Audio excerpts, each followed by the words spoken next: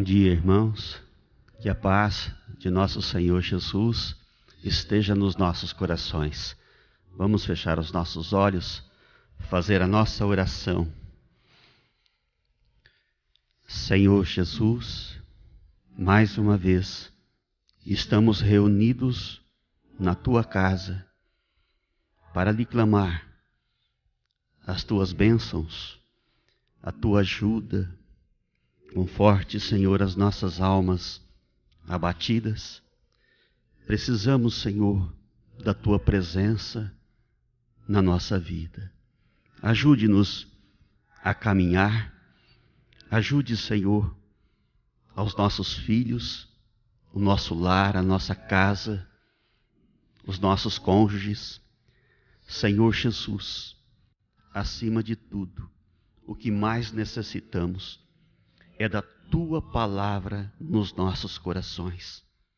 Não deixe, Senhor, o inimigo roubar esta preciosidade que o Senhor está nos oferecendo. Cuide, Senhor, de todas as coisas, para que somente a Tua palavra jamais se afaste de nós. Pai nosso que estais nos céus, santificado seja o Teu nome. Venha a nós o Teu reino. Seja feita a Tua vontade, assim na terra como nos céus. O pão nosso de cada dia dai-nos hoje. Perdoa, Senhor, as nossas ofensas, assim como nós perdoamos a quem nos tem ofendido. E não nos deixe cair em tentações, mas livra-nos de todos os males. Amém. Vamos ao Evangelho segundo Marcos, capítulo 2, versículo 18. Evangelho segundo Marcos, capítulo 2, versículo 18. Ora, os discípulos de João e os fariseus jejuavam, e foram e disseram-lhe: por que jejuam os discípulos de João e os dos fariseus, e não jejuam os teus discípulos? E Jesus disse-lhe: podem, porventura, os filhos das bodas jejuar enquanto está com eles o esposo? Enquanto tem consigo o esposo, não podem jejuar. Mas dias virão em que lhes será tirado o esposo, e então jejuarão naqueles dias. Ninguém deita remendo de pano novo em roupa velha.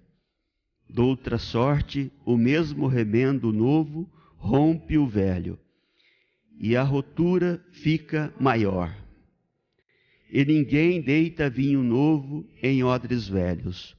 Doutra sorte, o vinho novo rompe os odres e entorna-se o vinho, e os odres estragam-se, e o vinho novo deve ser deitado em odres novos, diz o Senhor. Gostaríamos de comentar apenas os dois últimos versículos, o versículo 21 e o versículo 22.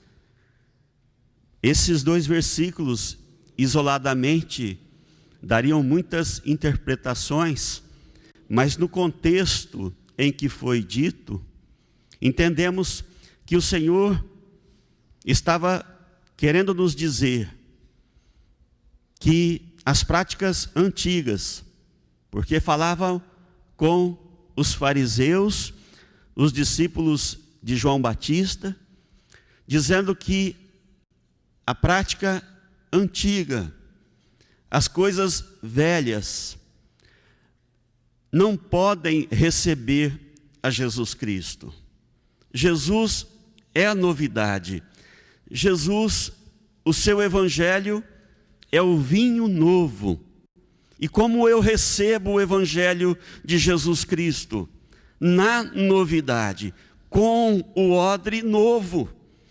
Porque se permanecermos com o nosso coração velho, com o nosso odre velho, ele há de romper, porque não suporta o vinho novo. E poderíamos afirmar que muitos de nós e muitas igrejas, não estamos dizendo todos e todas, mas muitos de nós recebemos a Jesus com o coração preso às coisas velhas. E se olharmos para o sentido material do odre e do vinho, o que seria melhor? Um odre velho receber o vinho velho, ou o odre velho receber o vinho novo? Com certeza é melhor o odre velho permanecer com o vinho velho. Por quê? Porque não haverá rompimento, não é assim?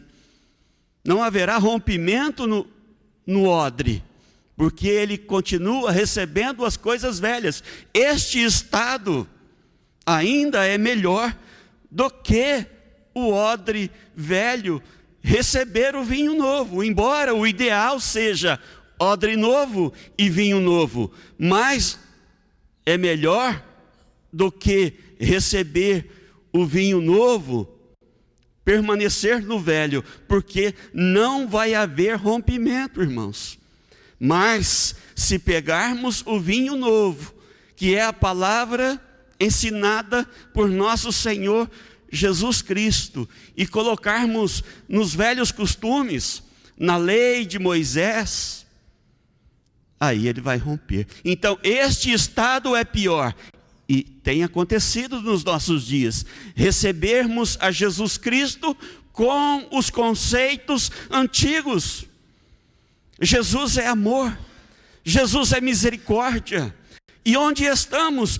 Estamos apontando o dedo e julgando, sendo juízes daqueles que estão à nossa volta, quando não tentamos agradar a Deus materialmente, com coisas exteriores, um jejum, uma doação. Não se agrada a Deus com nada material, porque Deus tem todas as coisas lhe pertencem. Como poderíamos nós agradar a Deus exteriormente, com um sacrifício? O vinho novo, Jesus Cristo disse, aquele o qual dizemos amar e seguir, porque afirmamos ser cristãos. Ele disse, misericórdia quero, não sacrifício. Eu quero misericórdia. Ninguém querendo ter misericórdia e não conseguindo, tendo se esforçado para ter misericórdia e não conseguindo, o que fez a igreja do Senhor? Permaneceu com um odre velho, mas querendo colocar o vinho novo, e está se rompendo, e vai se romper, e grande será o estrago, porque o vinho novo não estará contido, ele vai ser desperdiçado, porque o odre está se rompendo. Ou seja, Jesus não faz na nossa vida o que deveria fazer. Uma vida sem consequências cristãs, sem evangelho. Estamos distraídos, estamos enganados, porque misturamos as coisas e não demos ouvidos àquele que disse, não faça essas coisas, que darão errado. Mas permaneça com Jesus Cristo. E este Senhor disse, eu quero misericórdia. Nos esforços de ter misericórdia e não conseguindo, irmãos, porque é diferente. As coisas do velho, sim, nós fazíamos, íamos ao templo e fazíamos sacrifícios, era assim uma ação nossa. Não por maldade, mas por ignorância, tentamos também ter misericórdia. Mas aí não conseguimos, porque é diferente. É Jesus quem nos dá. É dom de Deus. Todas as coisas vêm de Deus. Se eu não estiver em comunhão com Deus, permanecendo na lei e nos juízos, eu não vou ter comunhão com aquele que pode me dar misericórdia e amor, e piedade, e compaixão, e alegria, e agradecimento. Todas estas coisas vêm de Deus, porque não sou eu mais, é Ele quem me dá, é Ele quem realiza.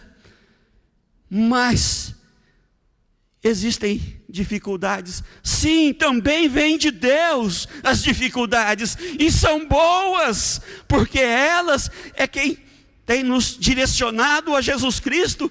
Bom, sim, toda a dificuldade que temos passado, todas as coisas vêm de Deus. Isso significa comunhão com Deus, irmãos. Receber a Jesus e ter a misericórdia que vem dele. É novidade, é vinho novo. Que o Senhor Jesus possa abrir os nossos corações de muitos que estão sedentos, mas que estão sendo enganados ou estão equivocados em relação a Jesus, querendo receber a novidade, mas permanecendo no velho. Há contradição. Para caminharmos com Jesus, é preciso de tudo novo. E a misericórdia é novidade em relação ao juízo que existia no velho. Que o Senhor nos abençoe e abençoe o pastor José, que vai fazer a pregação desta manhã.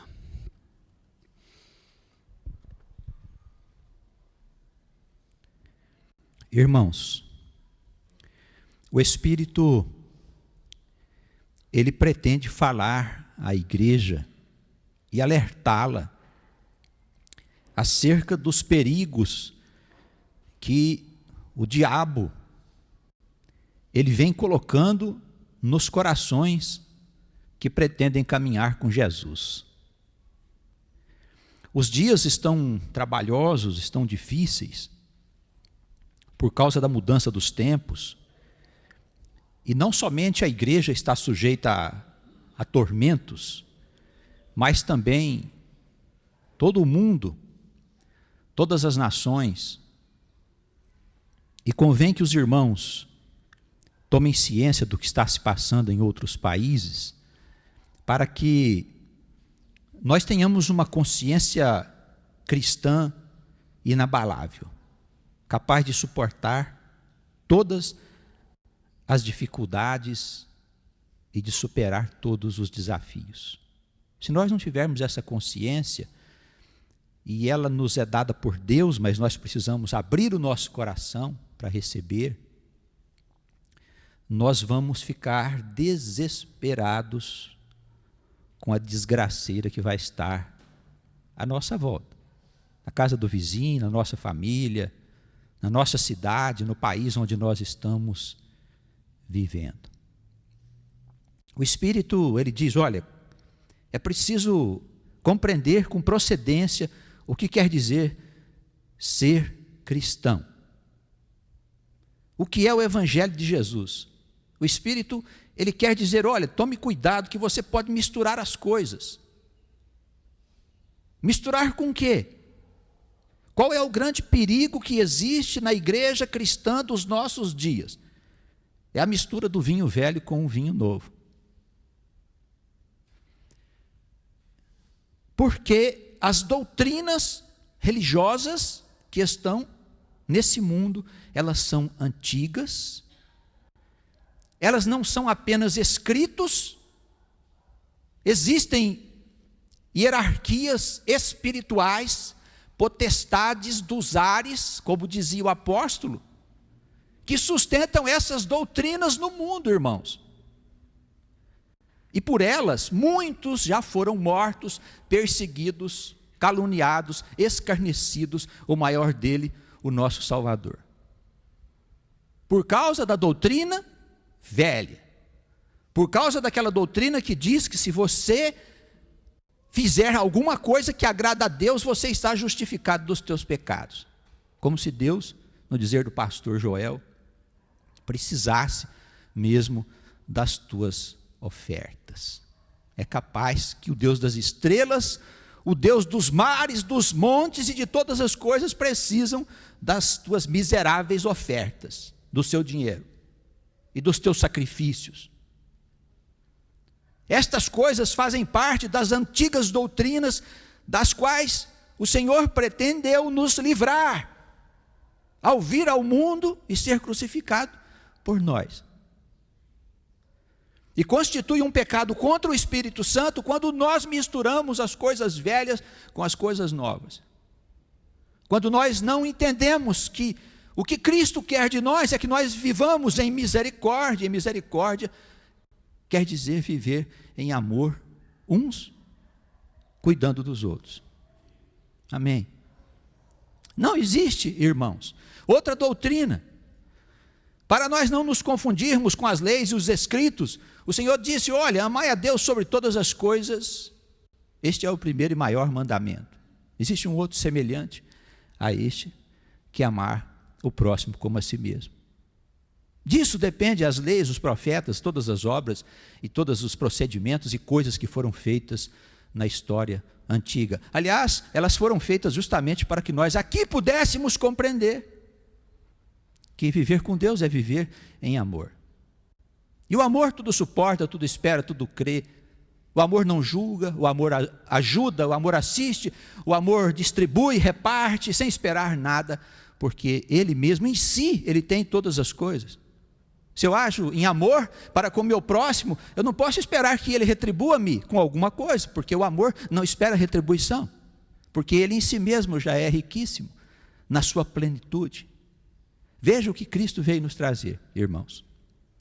Olha, se nós aplicássemos o amor na vida das famílias, da igreja, dos povos, com toda certeza viveríamos eternamente felizes. Porque suportaríamos uns aos outros nas suas imperfeições, nas suas inclinações, nas suas dificuldades, assistiríamos uns aos outros nas suas fraquezas, nas nossas fraquezas, receberíamos o amor de outros irmãos, e então entenderíamos que não existe outro caminho. O mundo só vai atingir a sua maturidade espiritual quando compreender que o amor é a única saída, porque o amor não julga. O Espírito pretende nos falar um pouco sobre a doutrina do amor e nos alertar para o perigo de nós misturarmos as coisas velhas. Olha, na simplicidade da palavra é o seguinte: o Senhor não precisa de você para nada. Amém? Para nada. Ele precisa de servos. Isso faz diferença.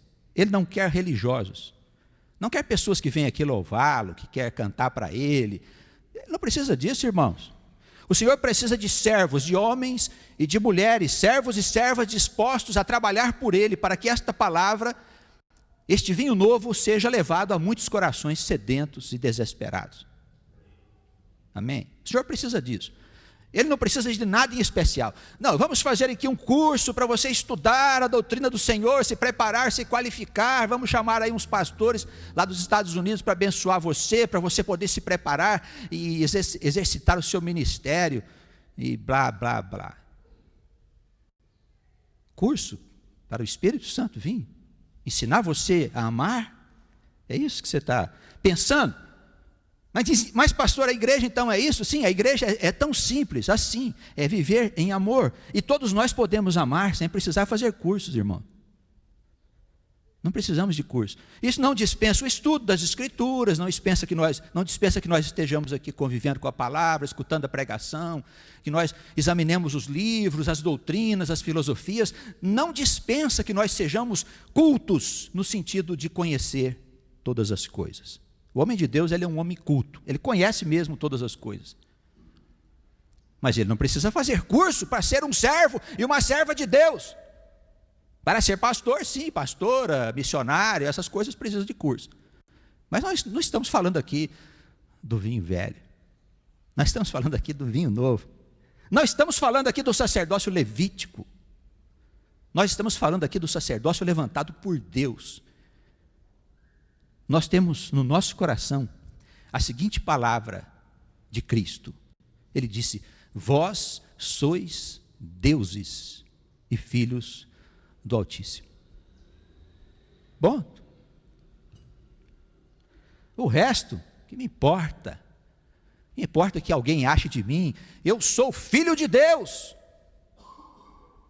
imortal por causa de Cristo. Irmãos, passando por aqui, porque vim de Deus e volto para Deus.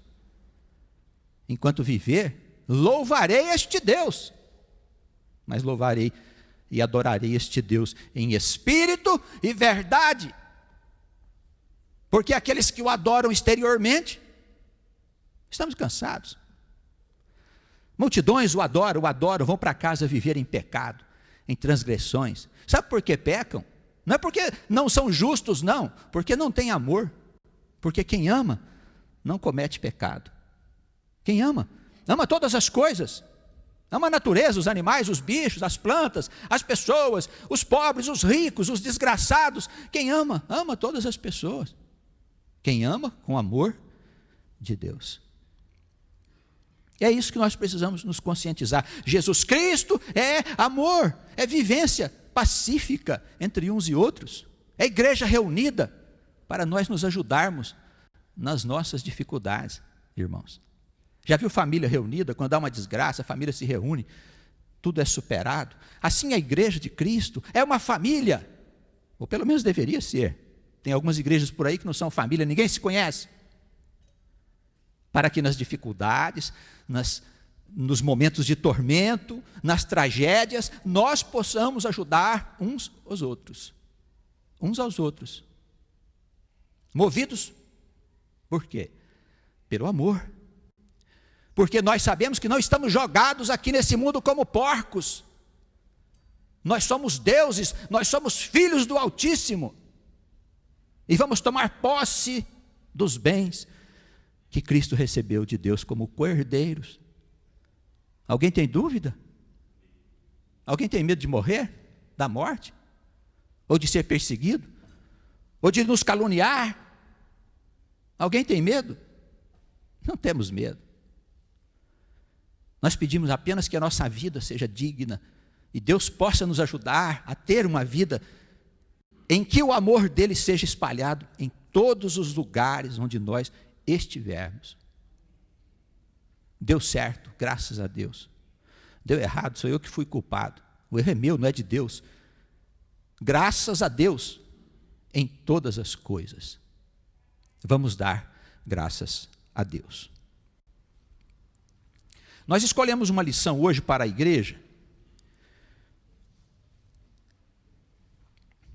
Existem documentos bastante profundos nas Escrituras, algumas epístolas que deram origem à doutrina protestante, ao pensamento evangélico mais teórico, mas nós preferimos algumas cartas mais simples, justamente pelo seu conteúdo, e nós percebemos que nessa simplicidade existe uma profundidade. A segunda carta de Paulo ao seu discípulo Timóteo, eu peço à igreja para abrir, por favor. 2 Timóteo, capítulo 4. Quando escreveu esta carta a Timóteo, Paulo estava em Roma. Já pelo Espírito que o anima, estava no final da sua vida, tendo ele fundado diversas comunidades. Nós vemos algumas cartas escritas para essas igrejas. E vemos que ele está no final da sua existência, e mesmo assim, escrevendo de longe, ele instrui o seu discípulo. E as instruções são preciosas, porque O que Paulo combateu na igreja nascente, foi Paulo que fundou a igreja, viu, irmãos? É bom a gente saber disso, porque algumas pessoas pensam que foi Jesus que fundou a igreja. Não foi, viu? A igreja cristã foi fundada por Paulo. Ele combatia na igreja nascente o vinho velho. Ou seja, os seus grandes inimigos eram os judeus. Eram os judeus que não acreditavam em Jesus? Não. Não eram os judeus que não acreditavam em Jesus. Eram os judeus que acreditavam em Jesus. E que achavam que o cristianismo não podia caminhar sem o judaísmo. Que era doutrina de leis, de obras, sacrifícios. Quando os irmãos forem ler as cartas apostólicas, principalmente as epístolas paulinas, eu peço aos irmãos que não procurem aqui no texto passagens aleatórias para vocês acharem alguma resposta para uma das suas ansiedades e dúvidas. Mas examinem estas cartas como documentos que foram escritos para uma situação que estava sendo vivida naquele tempo. As cartas de Paulo, elas são um testemunho vivo da luta deste apóstolo contra a doutrina da lei. Quer dizer, ele combatia a ideia de que alguém tinha alguma coisa boa para oferecer para Deus. Nós só podemos ser justificados, quer dizer, nós saímos do estado de pecado para o estado de justiça por meio da fé exclusivamente. Justificação. Segundo o ponto de vista do Evangelho de Cristo, nós nos tornamos santos e santificados por meio da fé no Filho de Deus. Irmãos, o perigo não está naqueles que não creem em Jesus. O perigo continua naqueles que creem em Jesus e que acham que nós precisamos fazer alguma coisinha para agradar a Deus. O problema continua ainda aí.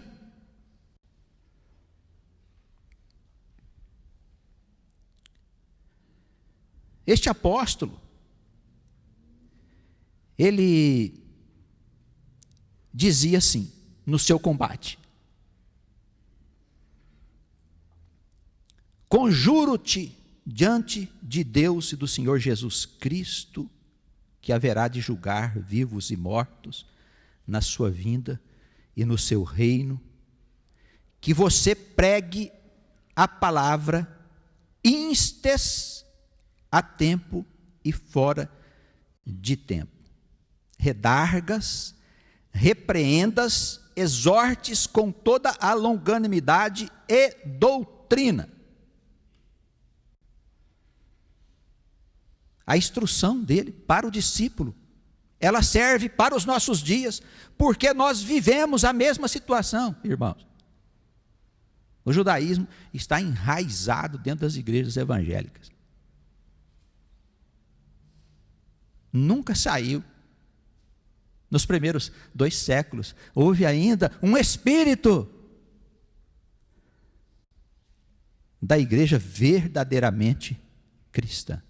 A partir do ano 400, quando se fundou o catolicismo, o judaísmo voltou com toda a sua força. As classes sacerdotais se formaram. E estão hoje nos nossos dias. Quando houve a reforma protestante, igualmente houve um hálito do Espírito Santo, de liberdade, onde todos estavam capacitados para exercer o sacerdócio do amor, algo extremamente simples. Mas não demorou muito, as igrejas evangélicas e protestantes também deixaram que o espírito do sacerdotismo viesse parar dentro delas. As classes sacerdotais estão lá, os seminários, disfarçados, hoje de universidades, mas são seminários que formam padres. cuja tarefa é cuidar do templo, como nos tempos antigos, irmãos. Isso não tem nada a ver com vinho novo. Porque o sacerdócio levítico, apesar de ter sido importante para um determinado período, ele dispensa você de trabalhar para Cristo. Ele põe você para cuidar da tua vida. Aí no tempinho que você tem, você vai na igreja, faz o teu papel. O sacerdote diz, legal, está tudo certo. Ofertou, louvou, cantou, pode ir embora. O resto você deixa comigo, eu sou intercessor. E Cristo morreu na cruz para nada, em vão. Se o pastor pode fazer alguma coisa por você. Dispensa. Está aí hoje esse estado de coisas que todos os irmãos podem ver. Não sou eu que estou dizendo. Não sou eu, irmãos. Este ensinamento aqui é para o discípulo de Paulo, Timóteo, mas para nós é preciosíssimo. Porque nós somos como Timóteo servos. Alguém ouviu falar que Timóteo era bispo? Alguém ouviu falar que Timóteo era pastor? Alguém ouviu falar que Timóteo estava à frente de uma igreja? Não, ele era um homem de Deus, um servo de Deus que servia onde ele podia, onde ele estava, ele trabalhava para Cristo. É isso que nós queremos dizer com vinho novo, irmãos.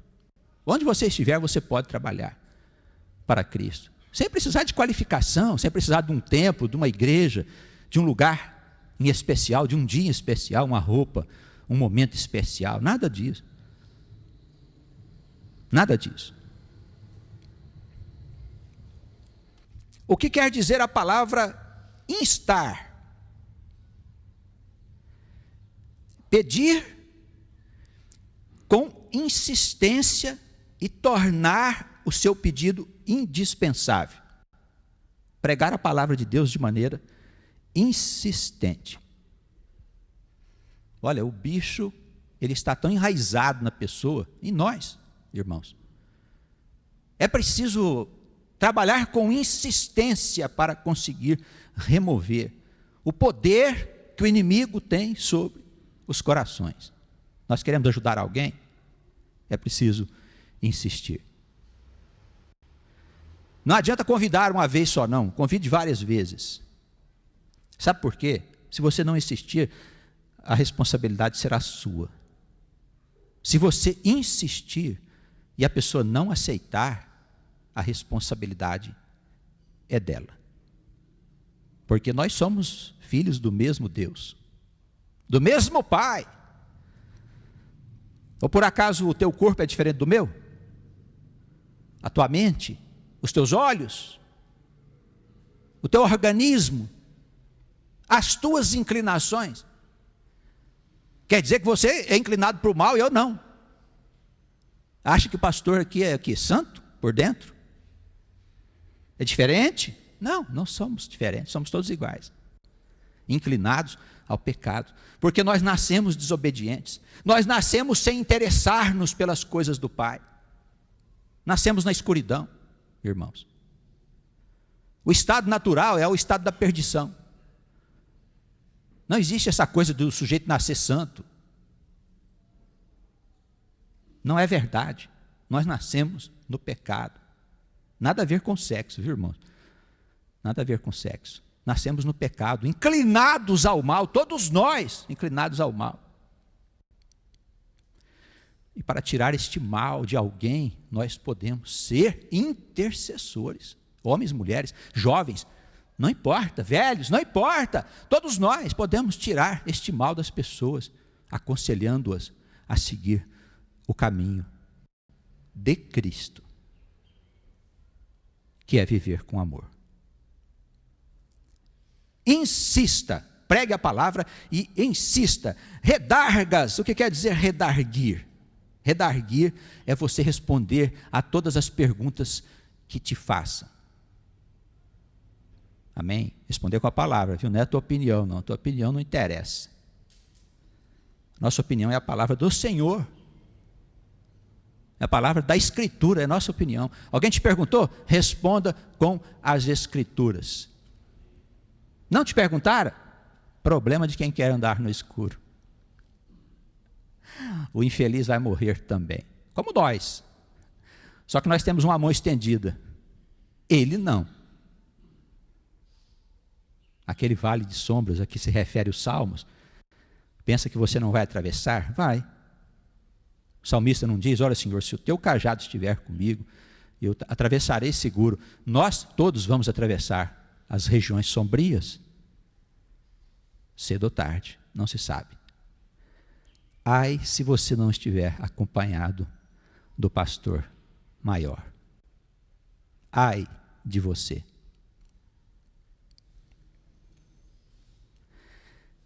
Redargas.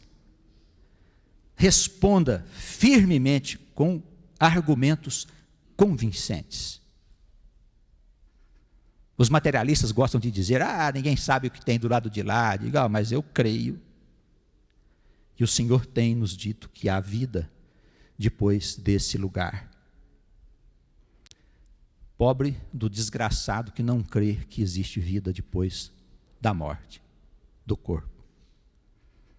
Pobre dele, porque a desgraça vem bater na porta para chamá-lo.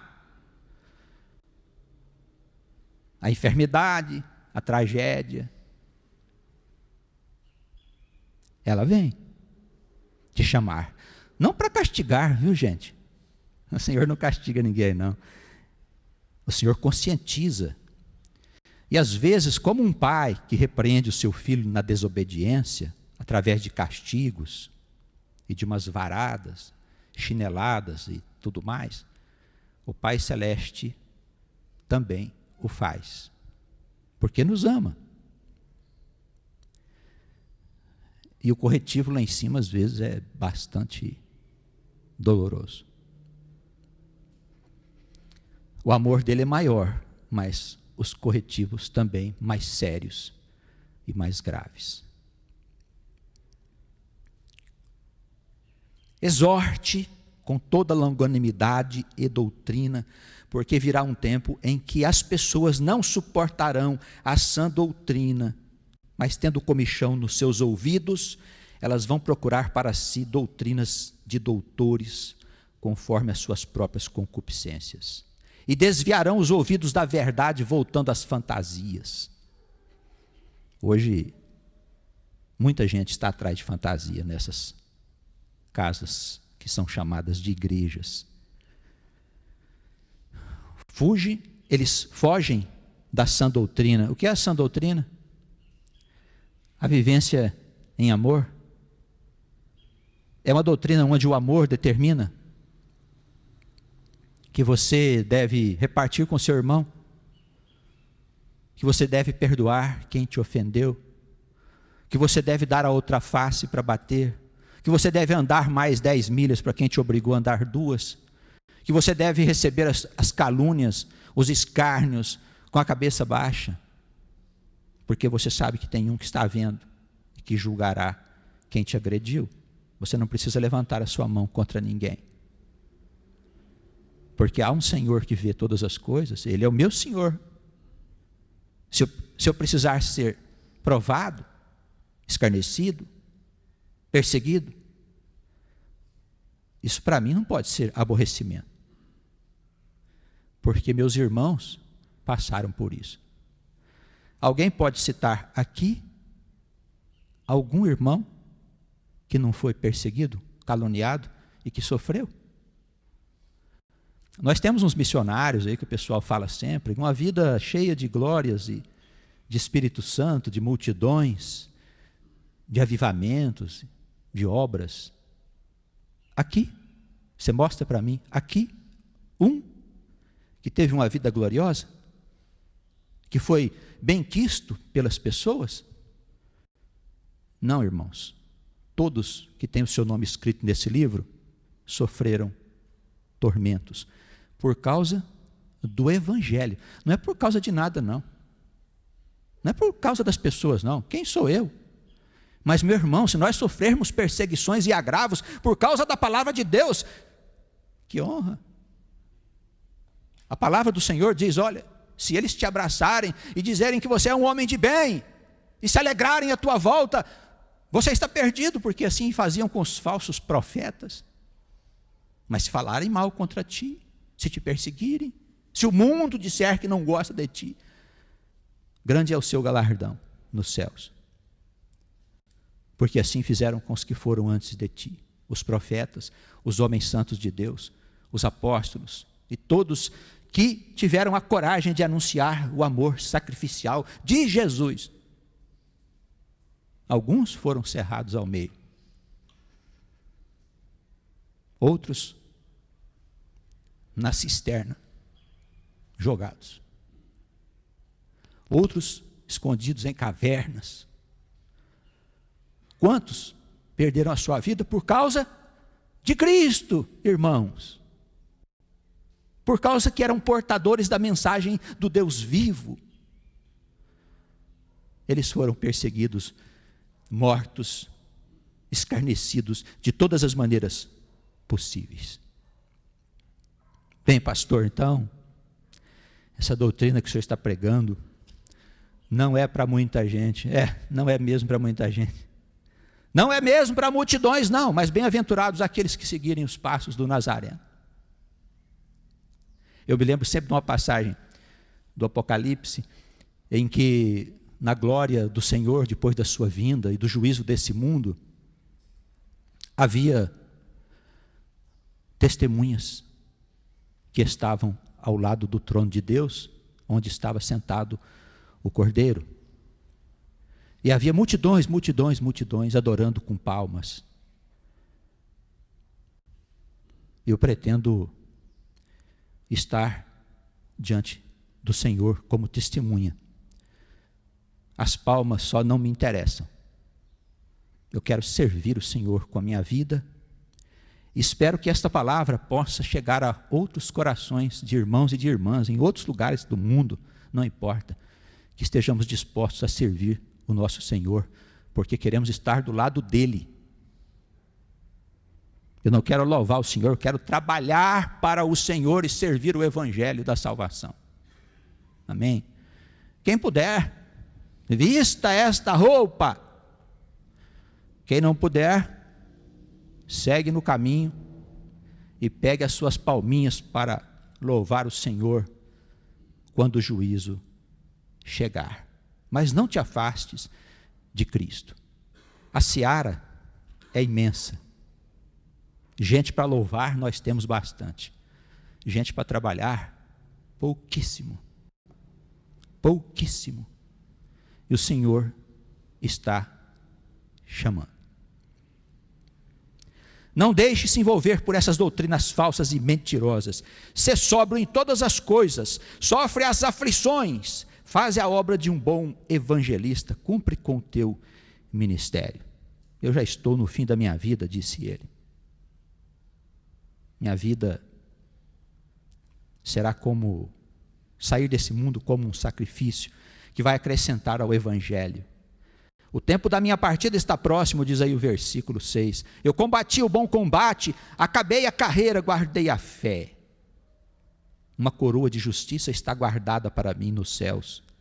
E o Senhor Jesus, meu justo juiz, Ele me dará naquele dia, não somente a mim, mas também a todos os que amarem a sua vinda.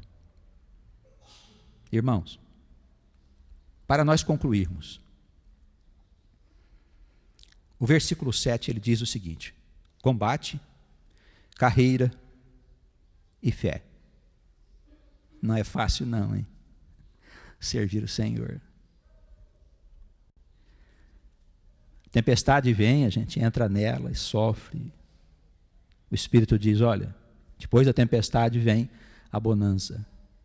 O tempo vai limpar. Mas logo ele aparece para dizer, olha, logo vem outra tempestade. E assim nós vamos de fé em fé, enfrentando esta luta que nos qualificará com toda certeza para estar ao lado do Senhor. É um combate. A nossa vida com Cristo não pode ser fortuita. Olha, teve um tempo que eu precisava, eu estava lá com Jesus, já servi muito na igreja.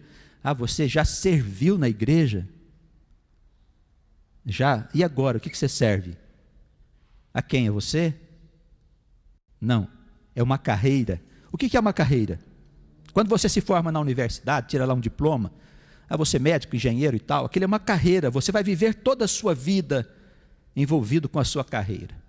Não é? Se qualifica, trabalha, luta, serve, faz tantas coisas que colabora com a edificação e o crescimento dessa humanidade. Nosso trabalho com Cristo não pode ser uma coisa passageira.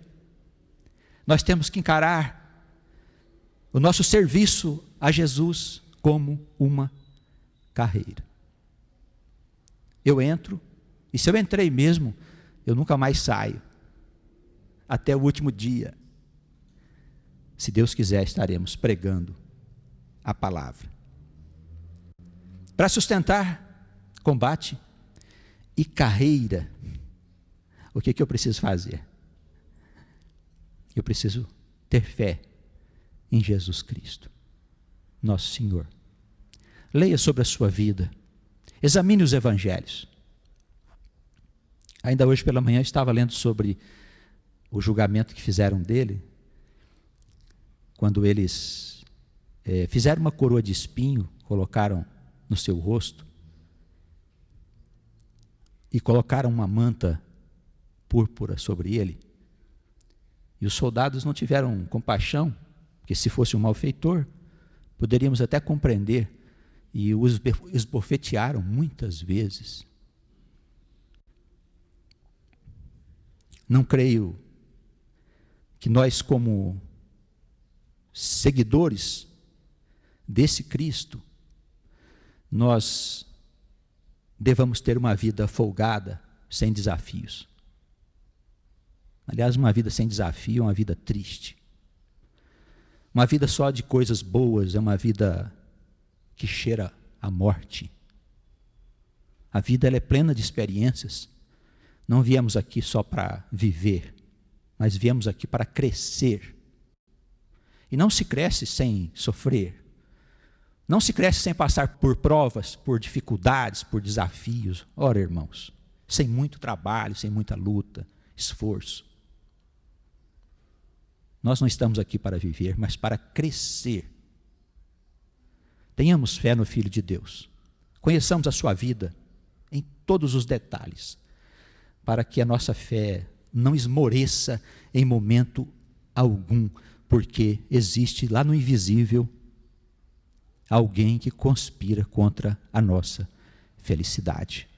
Não vamos perder esta oportunidade de salvação.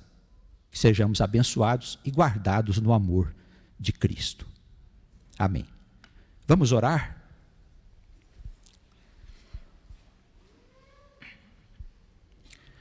Senhor nosso Deus, mais um dia nos reunimos aqui em nome de Jesus Cristo, o teu Filho.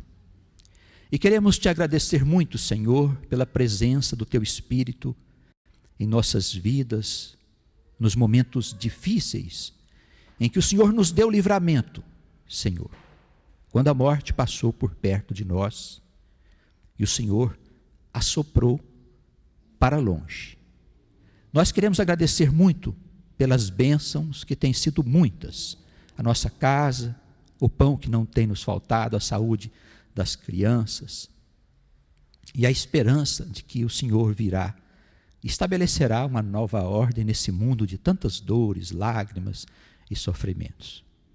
Permaneça conosco, Senhor, agora e em todos os instantes dessa nossa vida. Olha para os irmãos que estão longe, em outros países, em outros estados e cidades e lugares. O teu Espírito Santo agora seja derramado sobre todos eles, sobre os que se reúnem aqui, aqueles que estão longe, e este Espírito possa falar no coração dos irmãos, aconselhando naquilo que for necessário. Fique conosco agora e sempre. Amém.